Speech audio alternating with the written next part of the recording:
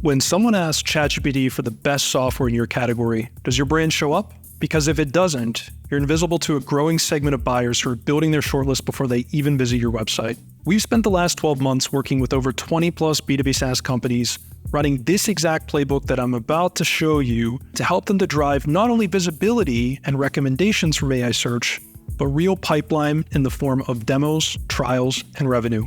Let's dive in. There are a lot of B2B SaaS brands that are coming to us. They're looking to understand how they can become discovered in ChatGPT, in Gemini, because they know and they've seen from the attribution data that ChatGPT, Gemini, AI search in general is converting at a much higher clip to a demo, right? To an actual trial compared to traditional organic search, right? So by no means am I saying, is Google dead? Is this the end of Google, right? That's not what the point of this video is. I want to get into the intricacies of AI search for B2B SaaS companies in this video. I'm going to walk through the exact playbook that we are using now to help companies become visible extremely fast, right? Through basically our two-layer approach, the GEO Stack, which I'm going to cover as well. I'll go through some case studies. I'll go through in depth with exactly how we structure a process, so you can actually take this and implement it yourself. You can start to think about AI search in the right way in terms of first discoverability and how your current visibility looks like and what's being recommended in the AI search results for solution or queries that matter for your business. How do you stack up against the competition when somebody is deep in evaluating your product versus maybe 2 or 3 other competitors? And again, exactly what can you do to improve that visibility in a short time span? Right. And again, it's a super interesting time for us because we're getting very quick results here compared to the traditional Google side. So I'm going to walk through all that in this video. Let's dive in. So really the first question to start thinking about here is from the visibility perspective and from the recommendation perspective, right? Are you currently invisible to searchers that are actually searching in AI search? Right? Are you currently being referenced and recommended or not? Right? That seems like an obvious question, but you really want to think about it from the lens of when a prospect is searching for, the best CRM software for small businesses, right? I have an example we'll talk about there here in a little bit. Are you being recommended in the results or not? And are you being recommended consistently on ChatGPT, right? On Gemini, on the AI overviews in Google search results, right? This is critical, and this is a huge shift around how people, again, are actually searching. And again, of course, you want to be hyper-focused here on the solution-aware side. So when somebody is actively in market, they're in discovery phase, they're working on making a short list, the question is, are you being recommended there or not, right? That's number one. And number two, when buyers are evaluating your product against competitors, right? So say, for example, somebody's already came through and they've done a sales call and they've done sales calls with 2 or 3 other companies as well. They've booked a demo, they went through the demo, right? They typically already are coming more educated. They have a ton of education from that sales call as well. Now they're doing deeper research, right? They're researching additional questions of benchmarking you against the competition, right? From the review, from the reputation perspective, from the feature perspective, from the pain and problem perspective, right? This is going on after, right? So post-demo, post-sales call, as well as before that process, right? And AI search is really able to enrich this through the data that it's pulling in to help to drive users' decisions, right? Again, pre and post-sales call. So the starting critical question is, looking at this to start, it's from a discovery perspective. Are you being recommended already or not? And there are plenty of tools on the market, and I'll show some examples again here in a few minutes, but we're typically actively working with Scrunch as well as Profound, right? They're both AI visibility trackers. They're both very well-funded companies and organizations. We're obviously in a time of a bit of a gold rush where, seems like every other person is trying to build an AI rank tracker, but I truly believe that these are 2 very solid products on the market that can help you to start with that first layer, right? Or that first step of, again, what's currently being recommended, right? Because you don't want to just simply go to your ChatGPT or to Gemini or to Claude or Perplexity or whatever and ask it, right? That's not going to give you an accurate depiction of what's actually going on when users are querying, right? It's much deeper than that around the persona, around the information that it knows about you already from past searches, et cetera, et cetera. So that's why I believe these tools are a very good starting point, and having a base of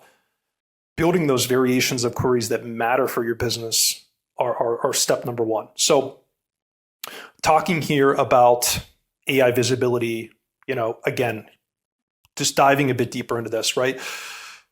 We're in a period, I believe, of, first mover advantage, right? So early visibility now is going to help you to be able to build a moat over time, right? So think about, if you're familiar, the traditional organic search, the Google side of things, where over the past years, building that moat of content and building that moat of topical authority and building that moat of your backlink profile in general, that's something that would allow you to sustain and continue to build and then later defend rankings over time, right? So we're in an interesting phase here where, again, I think it's still time where early movers can move and make progress on this. There are companies starting to think and discuss and talk more and more about AI search, of course, starting here in 2026. But there's still time to make leaps and bounds, I believe, on taking advantage of that first mover, principle. That's number one. Number two, I talked a little bit about competitive moats as well. But, again, it's about building that barrier and building that moat.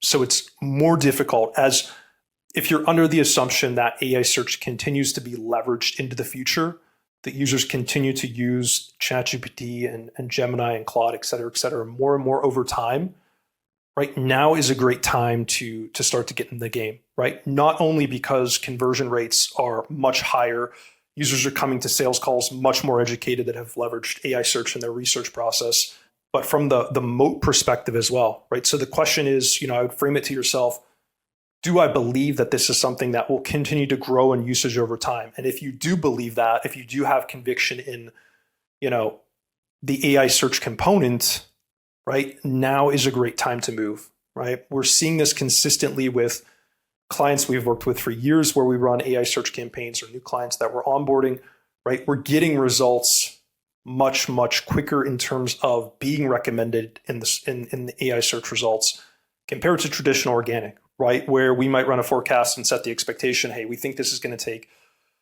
3 to 4 months or 6 to 8 months to break top positions for your core solution or queries.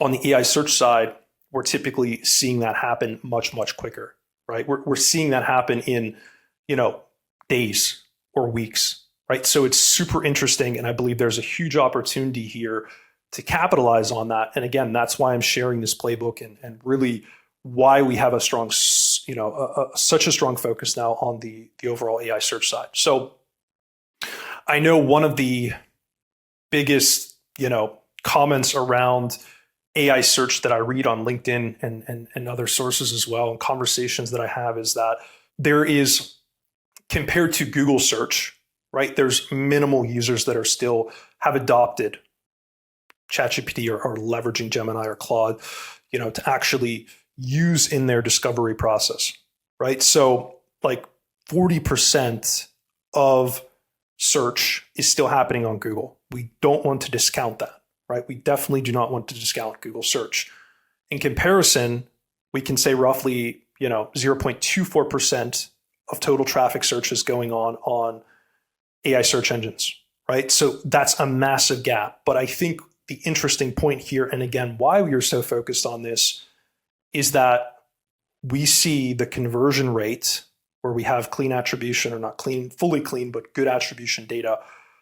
Conversion rates are 3 to 4 times higher than from organic Google search, right? And when I first saw that data across multiple client sets, that was enough for me to say, okay, this is something that we need to pay attention to, right? This is something where it's not about volume, but it's about the quality of the leads that we're actually driving from the AI search side, right? So there are a lot of great case studies online, a lot of great data points. Even Ahrefs has their own study around, the conversion rate they're also seeing. Again, I want to use and leverage our own data here as much as I can, but I can confidently say that again, from the clients that we're actively working with, we are seeing that 3 to 4x higher conversion rate to a demo or trial. And that alone, in my opinion, is enough to listen and to take a deeper dive on this and understand, okay, are there quick wins we can put in here in place that not only influence rankings or visibility or recommendations from the AI search side,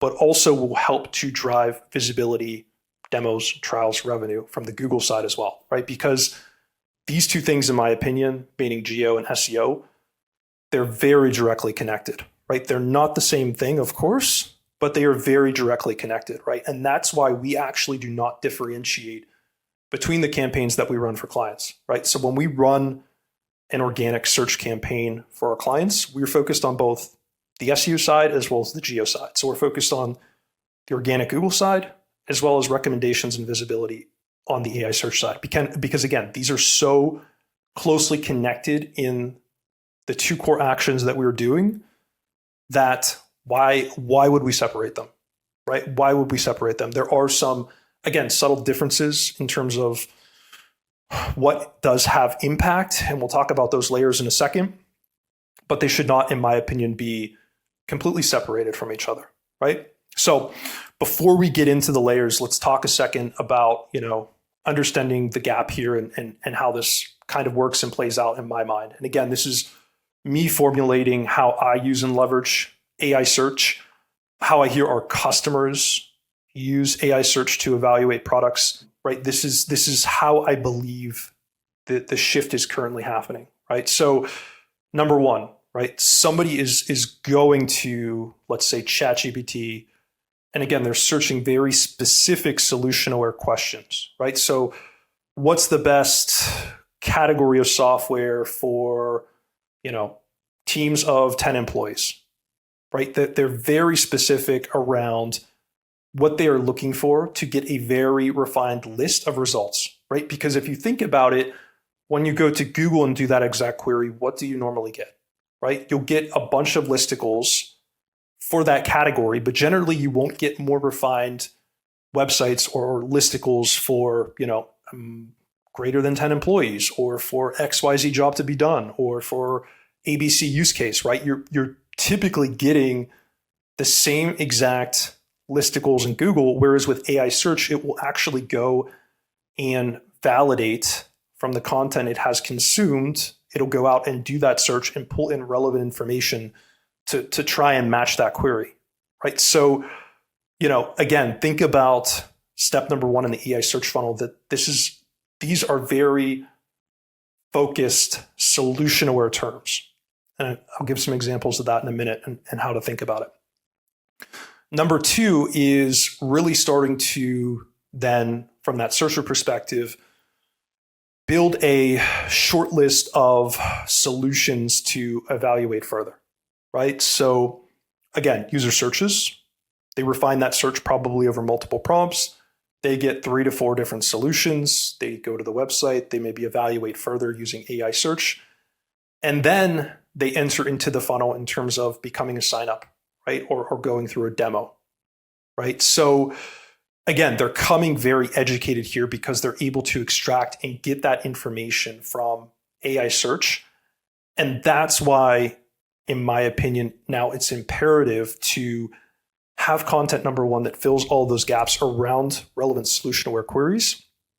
And number two, also to be able to control that narrative around your competitors. Because I think you would agree with me, you definitely do not want Gemini leveraging G2 data and your competitor comparison article to go and shape and form a narrative around your product, right? But that's exactly what happens when you have these content gaps, right? That's exactly what Gemini is going to do if you do not have content that is being surfaced on the subject, right? For a specific competitor comparison, right? So you need to first close the gaps from the solution-aware perspective in order to be able to, again, control that narrative and to have visibility, right? So let's talk about what we are doing that's driving the 80-20 rule of actually getting recommended in AI search and, again, driving demos, trials, and revenues from that, right? So we call this the GEO Stack, right? That's how we call it internally with our clients. It's basically a 2-layer system of where we're focusing to drive that visibility and those recommendations in AI search, right? So layer number 1 is we're really hyper-focused on building that bottom funnel presence, right? So we want to build content that speaks to those solution-aware terms, right? So all of those solution-aware terms from your side, from the business knowledge that you have, from your sales team's knowledge, right? You want to go and build content to fill those gaps, right? And this is, again, 100% solution-aware.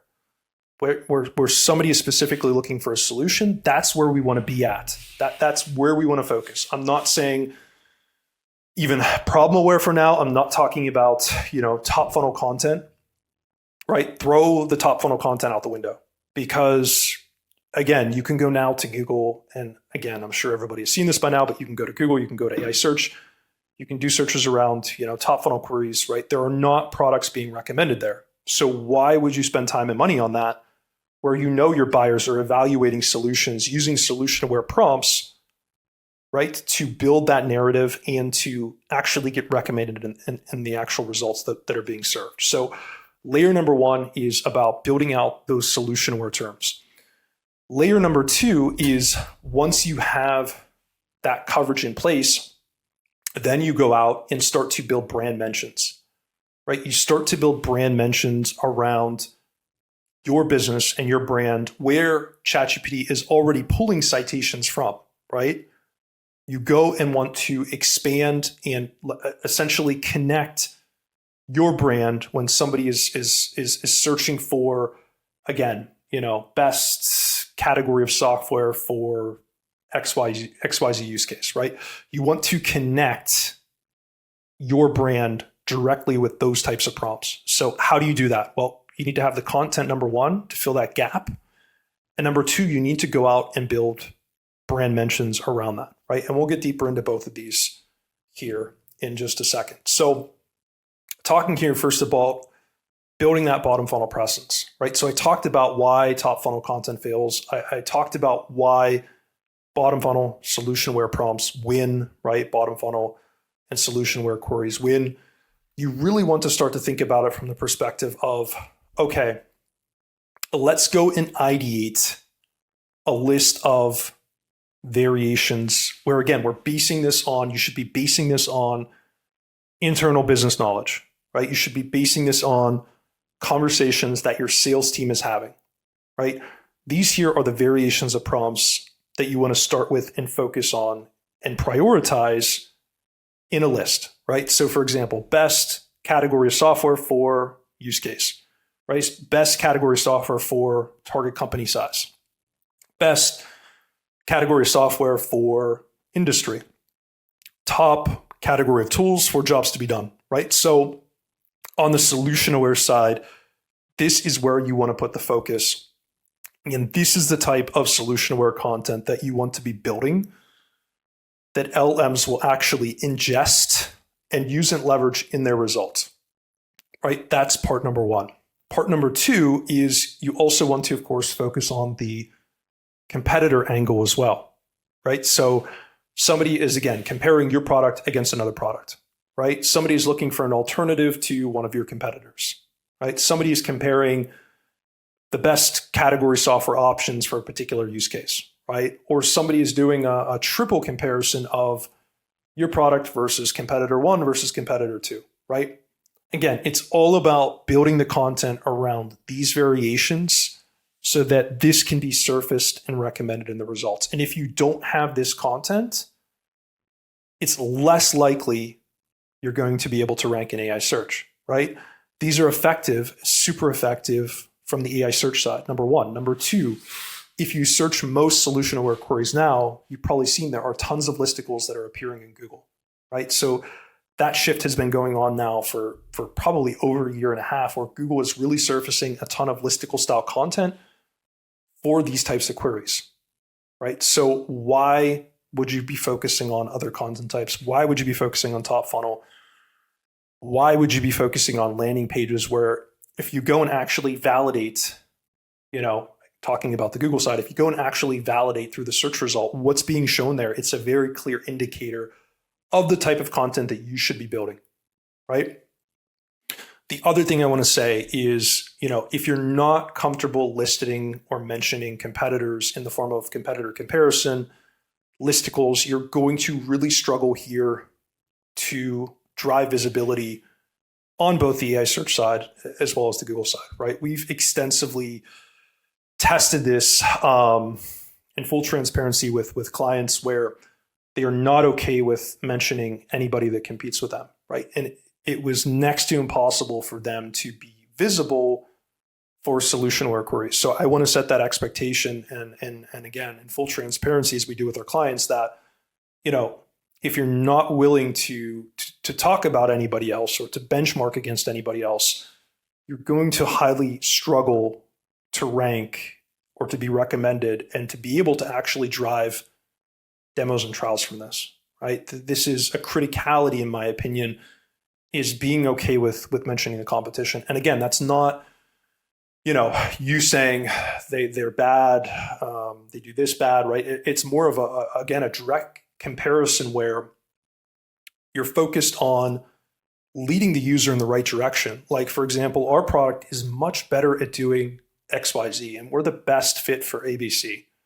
Whereas our competition, competitor, whoever that might be, they're better at something else, right? You can call that out, right? That's helpful to the user, and that's great for you as well. You don't want customers that are going to churn because they're a better fit for a different company anyway, right? So again, it's not about saying something negative or trashing the competition, but it's critical to be able to speak and control that narrative about your product, right? Especially in the age of AI search. So when you go and build these, I would highly recommend, if you just want a quick search, you'll find this. I can leave it in the comments on this video as well. We have a great article here, in my opinion, on how to create software listicles that convert. So getting these to rank is one thing, like building a listicle for a solution or query is one thing. But one challenge we see a lot of businesses have when it comes to SaaS products is they stand something up quick. They list 11 different products. They list theirs, sometimes not even always in position number one. They write one paragraph about each product and that's it. Like no call to action, nothing at all, right? These are going to convert at a much higher clip when people land on them, especially from the Google side, where somebody would be more likely to actually click into this. That happens when, 30 or 40% of that page's content is about your product. So when you actually go, and I mocked up a quick example here in Claude as well, just a high level example of a fictitious business here in the CRM space, right? So the 11 best CRM solutions for small businesses in Q1 2026, right? Introduction, table comparison. We get into the actual section then about your products, product screenshots, interactive product demo. But when I say that 30 or 40% or even 50% of the page's content, it's about your product. And for that specific prompt or for that specific, query that the page is about. So if this is about, best CRM for teams with 50 plus employees, right? Or for a specific use case, you should be very clear in that copy about that pain and problem that you solve for that specific use case, as well as getting into details around the product, right? So when you go and build these, one thing that we do when we build these for clients, right, is we actually conduct product interviews with, individuals within the company who would be the right resource to extract that information to be able to properly build content that can speak to the searcher, right? So these are not high level, hey, here's our product, like one paragraph about it. No, we want to get into the nitty gritty. We want to speak to pains and problems that directly relate to this specific page and prompt. And we really want to flush that out in the context of the article, right? We want to get very specific. Again, we want to have an interactive product demo. We want to have product screenshots, right? We want to have a mini case study within this content as well, right? Those are all critical things that help to actually convert, right? Just having a paragraph and, a contextual link call to action, that's not enough. think about these pages as being very in-depth and specific for that certain prompt, let's say, that you're trying to go after. These should be very in-depth, right? Almost think about it like, what an organic landing page was a few years ago, right? This is really copy-driven, it's product-driven, and that's going to make the difference, because ranking these, it's easy, right? But getting conversions, that's where all these other lifts will help you. All these other levers will help you to build something very strong that actually converts users and moves users to that next step, whether that's a demo, a trial, or something else. So, again, feel free to check this out. I do take a deep dive here, and I don't want to harp on this for too long, but that's one area where you should really be focusing when it comes to software listicles. So we talked about the first layer and closing the gap here. The second layer is really focusing on building citations that drive recommendations. So layer one is filling that content gap. Layer two is actually going and building brand mentions for your product, for your business, right? So how do you go and do this? Well, you want to, first of all, build a target list of who's actually being cited. Like, where is ChatGPT getting this information that it's pulling in for your solution-aware queries, right? So how you can do that is using tools like Scrunch, for example, or Profound or another tool. You can actually drill in at the citation level to extract this data, right? And to see who ChatGPT is actually pulling for these specific prompts and for these specific results, right? You can get a list of these companies to actually do outreach and to build brand mentions from, right? So step number one is, again, leveraging something like Scrunch or Profound to extract that citation data to run and do proper outreach to land branded mentions, right? That's number one. Number two, I would also recommend, scraping or extracting information from Google search results for all of your solution-aware queries. So again, there are great tools on the market like Respona. You could even use Clay, I believe, to do this, to go and actually take and extract all of those search results, for example, for the first 10 pages of Google, where somebody is searching for best category of software for this particular use case, right? Extract all of that data, and you can build a list from that to run outreach against, right? So first, you need to build a list of who you want to outreach to.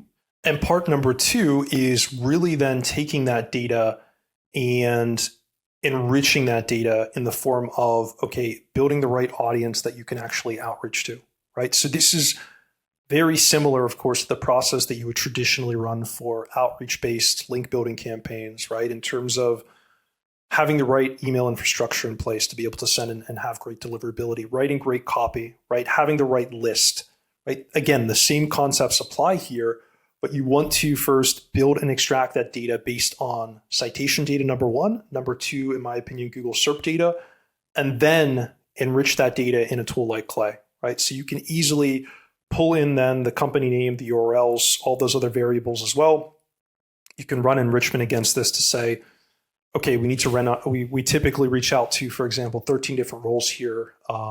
Writers, managers, even founders, CEOs in some occasions, depending on company size, somebody that's in charge of content, right? You want to make sure you're getting the right roles to then build that human outreach component. And then from there, it's really about giving value to get value, right? So this is the process of how, think about layer two as amplifying what you've done in layer number one, right? And again, a lot of connections here to traditional link building from a process perspective, but really you're leveraging and reaching out to, probably a slightly different data set or a way of actually getting that data compared to how you normally would when it comes to link building on the organic side. So now those, again, are the two core things we're focused on. Those are the two main levers that we see are driving recommendations and revenue from AI search. I have a quick case study here of a company that we worked with. They're B2B2C, Lenbuzz. They're massively funded. And basically what we've done is we've helped them to massively improve their recommendations in ChatGPT and in Gemini and in the in Google's AI overviews by focusing on what we just talked about here, right? So execution on phase and layer number one, and number two, amplifying that with citation building, right? And getting them the right placements to help to drive visibility, right? And why I wanted to call this out in this specific video is I talked about earlier, the quickness and the speed of which we're typically able and seeing, how fast we're getting results for clients when it comes to visibility and recommendations, right? So for LendBuzz, for example, we were able to go from 0 to 37% visibility for their core solution aware query in 5 days, right? So not 5 months, right? And of course not 5 years, but 5 days, right? So again, if you set up and start to track what those core solution aware prompts are, you can actually have an idea of what that visibility looks like and how you're being recommended on a daily basis, right? So this is, for example, for LendBuzz, we're the best lenders for no credit score car buyers, right? That's one of our core solution aware prompts. We started at 0% and now we're up to 72% presence, AKA how often we're being referenced in what we're tracking, which here we're tracking ChatGPT, Google AI Mode, Gemini, AI Overviews, right? So basically we're consistently visible every single day. We actually just had one day here, I see January 17th, where we weren't. But LendBuzz is consistently getting recommended in terms of being at the top position for these queries, right? For these prompts. So in ChatGPT, we can see, okay, this one here from the 16th, here's the actual result of the recommendation, right? LendBuzz is all the way at the top, right? So again, there's nothing else here, no other focus outside of these two core layers and what we're doing and what we call the GEO Stack to help to build visibility and build recommendations in AI search. And this overlap translated directly to the Google side as well, right? So when we started working on this, they were in position 28 for no credit auto loans, right? Now they're owning position number 1, beating out Capital One, Bank of America, huge players, right? Huge companies by implementing, exactly those two layers that we just spoke about. So, if there's one takeaway from this video, I would say, again, hyper focus on filling those solution aware content gaps. And even before that, knowing what you want to go after that is solution aware, and then amplifying that with brand mentions, with doing human outreach to give value, to get value, right? That's how, in my opinion, you can truly drive results from, not only recommendations, but revenue from AI search. So how to measure results? Let's talk about this for a quick second as well. So, I would be looking at, from the more tool metrics, right? I would be looking at how often your brand is being mentioned, right? How often is your brand being cited? What is the overall share of voice, right? So your brand's mentions compared to competitors, right? These are the core visibility metrics that you want to be tracking when it comes to AI search, right? From there, I would be thinking about this because we know attribution is messy. When it comes to GA4 data or any attribution, we are seeing a lot of more users coming direct, right? Direct traffic is going up across our clients, which is a natural effect of, AI search and how users are then landing on a page once they've done their research, right? So that's okay, right? But we need to be able to explain that, and we need to be able to measure and show that in the data, right?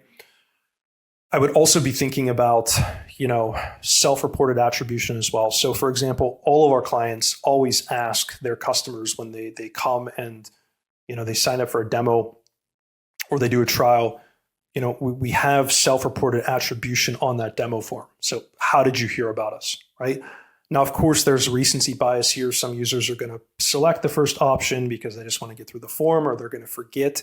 Yes, but we need something in place here where this can clearly help us to track and attribute, again, not perfectly, but what we are seeing, from our efforts on the AI recommendation side. And again, there are much heavier hitting attribution tools, flows, and processes you can put in place here. But just talking strictly from, having a basic GA4 setup, like the two things that I would do, or the three things that I would do is, number one, have that visibility tracker in place so you can track that you're being recommended more often, right? That you have a larger share of voice, that you're being cited more often by, Claude or Perplexity or ChatGPT, Google, Gemini. That's number one. Number two, I would allow for self-attribution on your demo form or on your trial form once the user is signed up. And number three, I would also focus on, you can use and leverage GA4 data at the minimum to see that share of traffic where refers are coming from ChatGPT and other sources, right? That's all accessible in Google Analytics data. And again, can you go much deeper on this? Is the setup perfect? Is attribution messy, right? There's so many things here, but at least for starters, right? That's where I would start to focus on, to be able to actually measure this and to start to track if it is having impact or not when it comes to, again, demos and trials for your business. So what about other AI search optimization factors? So look, there's a lot of talk about different things, LLMs, TXT, schema markup, Reddit, right? There's so many different things out there. We've experimented across the board. And for us, those two layers that I've talked about in the video are the driving force of us getting results for clients. So I don't want to dispel those things and say that they don't work. I just want to say that in our own experimentation process, we don't see those being movers or drivers of AI search visibility, and therefore they are not having an impact on demos and trials for our clients. So why would we focus there, right? You might have a different opinion on that. You might think that Reddit is a great source and, ChatGPT is consistently citing it, and you want to go that route. That's fine, but we just don't see that, right? We don't see that across different verticals of SaaS clients that we work with. Yes, can you get more into the on-page side of things and how you should structure and build your content to improve that it's getting pulled into the results and actually consumed? Yes, there are those on-page factors that also exist, of course, from the traditional SEO side as well. But I don't believe, or at least in my experience, the data doesn't prove that a lot of these other things that you might see on LinkedIn and through other sources, I don't believe they're movers and drivers. They might be, but from what we've tested and experimented with, they're not. So obviously this is a learning process for everybody. And again, I'm here to share what we see working for our clients, right? What's actually driving results. And for us, it's those two core layers, right? That's where I would focus my resources, my time, is getting that deep understanding of solution-aware queries that you need to build and fill the gaps for, building great content around product interviews, internal knowledge, data points to actually build software listicles that don't only rank and are recommended, but actually convert, and then amplify that through brand mentions, right? That, in my opinion, is what you need to be doing to be getting recommended in the AI search results. So, take and test and experiment with different methods, of course. And of course, this is only one source of data. I'm only one person. We're only one team. But in my humble opinion, I would be hyper focused on those two layers, if you want to drive recommendations and visibility from AI search. So thanks for checking out this video. If you want to learn a little bit more about Rock the Rankings and what we do, I'd be more than happy to connect and take a deeper dive. We are 100% focused on SaaS and technology companies, and we only do SEO and GEO. We don't work with anybody else. Again, we've been doing this now for almost 7 years. We've been working in the GEO space now for over 12 months with multiple clients there, helping them to achieve great results when it comes to share of voice, when it comes to recommendations, but moving that into also demos and trials that we can attribute from the AI search side. So if you're struggling with that, or you don't know where to start, maybe you have gaps when it comes to internal resources around actually being able to build that content or to actually execute on the brand mention side, I'm more than happy to connect with you. I do work one-on-one with all of our clients. So, feel free to book some time on my calendar. Let's connect. And, at the minimum, I'm happy to put together, a rank tracker report in terms of your current AI visibility, what solutionware prompts I think make the most sense for your business, and at least give you a peek behind the curtains of where you're at now, right? And a strategy, a high-level strategy catered to everything that I've talked about in this video around how I think you should approach that to drive recommendations. So appreciate you checking out the video. Give it a thumbs up, share it, and I'll see you in the next one.